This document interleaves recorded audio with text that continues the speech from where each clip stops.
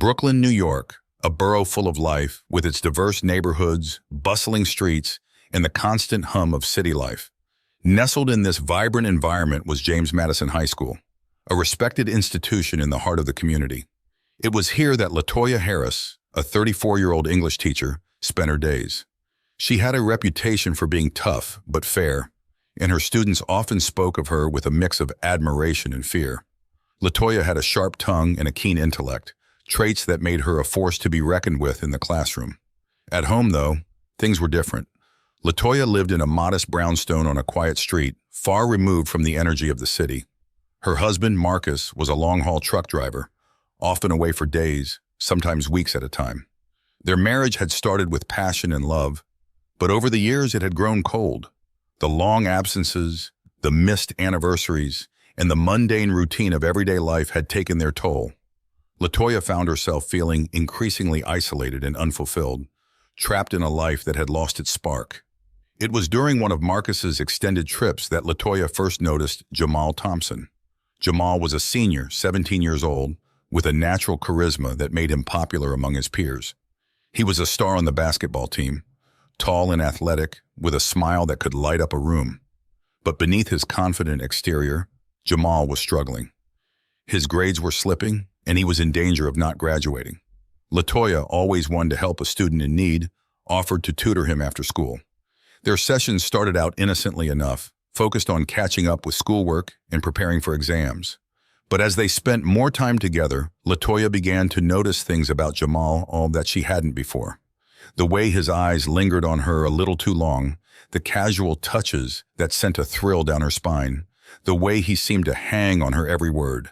There was an electricity between them, an unspoken attraction that neither could ignore. One evening, after an especially intense study session, Jamal leaned in closer than usual. His breath was warm against her skin as he whispered something that made her laugh, a deep, genuine laugh that she hadn't heard from herself in a long time. Without thinking, Latoya reached out and touched his arm, and in that moment, something shifted. Jamal turned towards her, his eyes dark with desire, and before she could stop herself, their lips met in a kiss that was as passionate as it was forbidden. That kiss was the beginning of an affair that would consume them both. Latoya knew it was wrong, knew that she was crossing a line that could never be uncrossed. But the thrill was too intoxicating to resist. Jamal made her feel alive again, made her feel wanted in a way that Marcus hadn't in years. They began meeting in secret, stealing moments in empty classrooms, in Latoya's car, in the dark corners of the school, where no one would think to look. But Jamal wasn't the only one who noticed the change in Latoya. Rashad Williams, a 16-year-old junior and star football player, had always had a thing for his English teacher. He was cocky and confident, with a swagger that made him irresistible to most girls his age. But Latoya wasn't like the other girls. She was older, more sophisticated, and Rashad was determined to get her attention. He started staying after class, asking for help with assignments he didn't really need help with, finding excuses to be near her. At first, Latoya brushed off Rashad's advances. She was already involved with Jamal, and the last thing she needed was another complication. But Rashad was persistent, and eventually Latoya found herself drawn to him in ways she hadn't expected. He was different from Jamal, bolder, more aggressive, with a confidence that was impossible to resist. One day, after a particularly heated argument with Jamal, Latoya found herself alone with Rashad in her classroom. The tension between them was palpable, and when Rashad leaned in to kiss her, Latoya didn't pull away. Their affair was different from the one she had with Jamal. With Rashad, it was all about the physical, about satisfying a need that had been building inside her for years. They were reckless, meeting in risky places, pushing the boundaries of what was safe. Latoya knew she was playing with fire, but the thrill was addictive. Rashad made her feel powerful, like she was in control for the first time in years. But the fire was far from out. Latoya found herself drawn to yet another student, Andre Mitchell. Andre was 18, a senior like Jamal, but he couldn't have been more different. Quiet, studious, and thoughtful, Andre was the type of student who stayed after class to discuss literature and philosophy, not to flirt with his teacher. He had a depth that intrigued Latoya, a sensitivity that reminded her of the dreams and ambitions she'd once had before life had worn her down. Andre had always admired Latoya from a distance. She was everything he aspired to be, intelligent, cultured, and strong-willed. When he started spending time alone with her after school, discussing books and ideas, he felt a connection that was deeper than anything he'd experienced with his peers. Latoya, too, found herself opening up to Andre in ways she hadn't with Jamal or Rashad. Their conversations were intense, filled with shared insights and personal confessions, and it wasn't long before their relationship crossed the line from intellectual to intimate. Their first kiss was tender, almost hesitant, a stark contrast to the fiery passion she shared with Jamal and Rashad. With Andre, it was about more than just the physical. It was about the emotional connection, the sense of being understood. Latoya knew that she was in too deep, but she couldn't bring herself to stop. She craved the attention, the excitement, the feeling of being desired by these young men. But as the weeks went on, the pressure of maintaining 3 secret affairs began to weigh heavily on Latoya. She was constantly on edge, terrified that someone would find out, that her career, her marriage, her life would be destroyed. The thrill of the affair was starting to wear off, replaced by a growing sense of dread. The boys, too, were becoming more demanding, more possessive, each one wanting more of her time, her attention. The tension reached a breaking point when Jamal, Rashad, and Andre started to suspect that they weren't the only ones in Latoya's life. Each one began to notice the subtle signs, the way she seemed distracted when they were together, the mysterious text messages, the occasional slip of the tongue. Jealousy started to brew, and with it came anger, resentment, and a desire to confront the truth. Brooklyn, with its crowded streets and watchful neighbors, was about to become the epicenter of a scandal that would shatter lives. Latoya had thought she could control the situation, that she could keep her secrets hidden. But she was about to learn that the web she had spun was far more tangled than she had ever imagined. The consequences of her actions were closing in, and the price she would pay for her forbidden thrill was far greater than she could have ever anticipated. The autumn months in Brooklyn brought a chill to the air, but inside the walls of James Madison High School, the tension was heating up. Latoya Harris found herself increasingly entangled in the web she had woven, as her relationships with Jamal, Rashad, and Andre became more intense and more dangerous.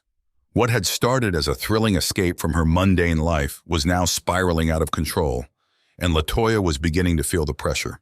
Jamal was the first to notice that something was wrong. What had once been a passionate, exhilarating affair was starting to feel different.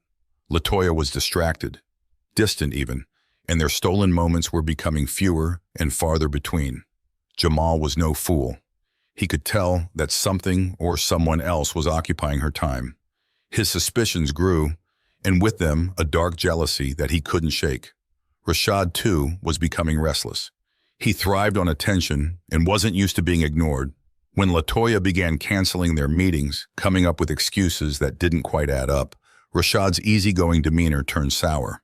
He started to push back, showing up unannounced, demanding her time, her affection. He wasn't used to sharing, and the idea that Latoya might be seeing someone else lit a fire of anger inside him. Andre, on the other hand, was more subtle in his unease. He noticed the changes in Latoya, the way she seemed preoccupied even when they were alone, the way her mind seemed to wander during their conversations. Andre was sensitive, thoughtful, and deeply in love with Latoya in a way that the other boys weren't. He could sense that something was wrong, but he didn't know what. All he knew was that the woman he adored was slipping away from him, and the thought of losing her filled him with dread. As the days turned into weeks, the tension between the boys grew unbearable. They were like predators circling the same prey, each one vying for Latoya's attention, each one determined to be the one she chose. Jamal, driven by jealousy, began to watch Latoya more closely. He followed her after school, noticed the way she lingered in the halls, the way she seemed to have secret meetings behind closed doors. It didn't take long for him to realize that he wasn't the only one. One evening, after a particularly tense day, Jamal decided to confront Latoya. He waited for her in the parking lot after school, his heart pounding in his chest, his mind racing with thoughts of betrayal. When Latoya finally emerged, he stepped out of the shadows, his face a mask of controlled anger. "Who is it?" he demanded, his voice low but intense. "Who else are you seeing?" Latoya froze, her heart stopping for a moment as she realized that the carefully constructed facade she had built was beginning to crumble. She tried to play it off, to laugh it away, But Jamal wasn't having it. He stepped closer, his body tense, his eyes burning with a jealousy that Latoya hadn't seen before. "Don't lie to me, Latoya," he warned, his voice shaking with emotion. "I know you're with someone else. I want to know who—" Latoya hesitated, caught between the truth and the lies she had been telling for months. Before she could respond, Rashad appeared, his usual swagger replaced by a simmering anger. He had seen them together, had noticed the way Jamal seemed to have a special hold over Latoya, and he wasn't about to let it slide. "What's going on here?" Rashad asked, his tone accusatory as he approached the two. He looked from Jamal to Latoya, his expression darkening as the pieces began to fall into place. Jamal turned to face Rashad, his fist clenching at his sides. "You tell me," he spat. "What the hell are you doing here, Rashad?" Before Rashad could answer, Andre appeared at the edge of the parking lot, having seen the other two boys from a distance. Unlike Jamal and Rashad, Andre had never been confrontational. But the sight of the two boys with Latoya, the realization that his worst fears were coming true, pushed him to act in a way he never had before. "What are you doing?" Andre's voice was quiet, but there was an edge to it that Latoya hadn't heard before. He stepped forward, his eyes locked on Latoya, searching for answers, for some kind of reassurance that what he was seeing wasn't real. Latoya was trapped. The three boys she had been juggling were now standing before her, their anger, jealousy, and betrayal written across their faces. There was no way out, no way to defuse the situation. The truth was out, and the consequences were about to come crashing down. Jamal, his emotions boiling over, took a step toward Latoya. "How could you do this?" he demanded, his voice cracking with pain. "I thought I meant something to you." Rashad, never one to back down from a fight, shoved Jamal back. "You're not the only one she's been playing, man," he snarled, "but I'm not about to let her make a fool out of me." Andre, standing on the edge of the confrontation, felt a surge of emotion he couldn't control. He had always been the quiet one, the thinker, the one who avoided conflict. But seeing Latoya in the middle of this, seeing the way she was being pulled in different directions by Jamal and Rashad, something inside him snapped. "You're both wrong," Andre said, his voice trembling with intensity. "She's not some game you can win. She's a person, and you're tearing her apart." The situation escalated quickly. Rashad, never one to back down, swung at Jamal, his fist connecting with a sickening thud. Jamal stumbled back, but quickly retaliated, launching himself at Rashad with a fury that had been building for weeks. The two boys were soon locked in a brutal fight, fists flying, as Latoya watched in horror, unable to stop what she had set in motion. Andre, desperate to protect Latoya, tried to pull Rashad away, but in the chaos, he was dragged into the fray. The three boys, once friends, or at least acquaintances, were now enemies, driven to violence by their love for the same woman. Latoya's attempts to intervene were futile. The boys were too far gone, too consumed by their anger and jealousy to listen to reason. As the fight raged on, the situation grew more dangerous. In the heat of the moment, Rashad grabbed a loose metal pipe from the ground, swinging it wildly at Jamal. The blow landed with a sickening crack, and Jamal went down hard, blood pouring from a gash on his head. Latoya screamed, rushing to Jamal's side, but it was too late. The damage had been done. Seeing Jamal on the ground motionless, Andre lost control. He lunged at Rashad, tackling him to the ground, his fist pounding into Rashad's face with a fury that surprised even himself. Rashad fought back, but he was dazed, the fight quickly slipping out of his control. In the chaos, Latoya scrambled to her feet, her mind racing. She had to do something, had to stop this before it got even worse. But as she looked around, she realized with a sickening dread that there was no stopping it. The boys were out of control, and she was powerless to stop the violence that she had unwittingly set in motion. Andre, in a blind rage, reached for the metal pipe that Rashad had used to strike Jamal. He swung it at Rashad, the force of the blow knocking him unconscious. The fight was over, but the damage was irreparable. Rashad lay on the ground, blood pooling beneath him, while Jamal remained motionless, his breathing shallow and labored. Latoya stood frozen, her mind unable to process what had just happened. The boys she had cared for, had loved in her own way, were now lying broken and bloodied at her feet. The reality of the situation began to sink in, the gravity of what she had done crushing her under its weight. The affair, the secrets, the lies. It had all led to this moment, a moment that would change all their lives forever. The sound of sirens in the distance brought Latoya back to reality. Someone had called the police, and they were on their way. Panic set in as Latoya realized the enormity of what had just happened. There was no way to cover this up, no way to make it right. The truth was out, and there would be consequences. Consequences she had never imagined when she first crossed that line with Jamal. When the police arrived, the scene was one of chaos. Rashad was taken away in an ambulance, still unconscious, while Jamal was rushed to the hospital in critical condition. Andre, dazed and covered in blood, was handcuffed and placed in the back of a police car. Latoya was questioned on the spot, her mind numb as she tried to explain the unexplainable. The media quickly descended on the school, turning the story into a national sensation. The scandal rocked the Brooklyn community, and Latoya's life was torn apart. Her marriage, her career, her reputation, everything was destroyed in an instant. She was suspended from her job, pending an investigation, and soon the full extent of her relationships with Jamal, Rashad, and Andre came to light. As the story spread, Brooklyn became a hotbed of gossip and speculation. Local news channels set up camp outside Latoya's once quiet brownstone, capturing every moment of her descent from a respected teacher to a public disgrace. Neighbors, who had once admired her for her dedication to her students, now whispered about her scandalous behavior. Latoya found herself isolated, not just from her community, but from her own family. Her husband Marcus returned to find their life in ruins. The betrayal cut deeply, and despite his initial shock, he was unable to forgive. He filed for divorce, seeking to distance himself from the chaos that had engulfed their lives. Marcus moved away from Brooklyn, leaving Latoya behind in a place that now felt like a prison. Without her marriage and her career, Latoya was left to face the consequences of her actions alone. The weight of her decisions began to crush her. Once a proud and assertive woman, she now struggled with overwhelming feelings of guilt and shame. She found it difficult to face herself in the mirror, let alone the world outside.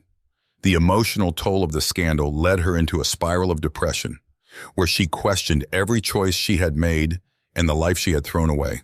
The boys involved in the scandal each dealt with their trauma in their own ways. Jamal, critically injured from the confrontation, faced a long and painful recovery. The once promising athlete was now left with physical scars and emotional wounds that haunted him daily. His dreams of a sports career were dashed, and he struggled to find a new direction in life, grappling with the sense of betrayal and the violence he had experienced. Rashad, despite being a key player in the altercation, was left with his own set of challenges. His injuries were severe, and the incident had a lasting impact on his mental health. The experience made him withdrawn and bitter. He faced the public's judgment and the legal consequences of his actions, all while trying to deal with the trauma of what had happened. Rashad's confidence was shattered, and he struggled to rebuild his sense of self amidst the chaos. Andre, too, was deeply affected. He was sent to juvenile detention for his role in the incident. The experience was harsh, and the time spent there forced him to confront the gravity of his actions. Although he had acted out of what he believed was defense, the reality of the violence he had participated in weighed heavily on him. Andre tried to use his time in detention to reflect and to work on personal growth, but the path to redemption was long and uncertain. The aftermath of the scandal left a deep scar on the Brooklyn community. James Madison High School, once a place of learning and growth, now stood as a symbol of betrayal and failure. The school administration faced harsh criticism for their oversight and the lack of preventive measures. Efforts were made to rebuild trust within the community, but the damage had been done. The focus shifted to ensuring the safety and well-being of students and addressing the systemic issues that had allowed the situation to unfold. Latoya's story, while tragic, became a cautionary tale. It served as a reminder of the consequences of abuse of power and the importance of vigilance in protecting those who are most vulnerable. The community, while scarred, began to heal, with support systems put in place to address the emotional and psychological impact on everyone involved. In the end, Latoya's downfall was a complex and multifaceted tragedy. It was a story of betrayal, heartbreak, and the devastating consequences of choices driven by desire and desperation. The echoes of that fateful night lingered long after the headlines faded, a stark reminder of the fragility of trust and the enduring impact of one's actions on the lives of others. Latoya Harris's life was irrevocably changed as she faced the grim reality of her situation. With the trial concluded and the media frenzy gradually fading, she was left to grapple with the consequences of her actions. Her marriage had dissolved, her career was in ruins, and her reputation was shattered beyond repair. She had been sentenced to 25 years in prison, with eligibility for parole after 15 years, a harsh but inevitable outcome given the gravity of her crimes.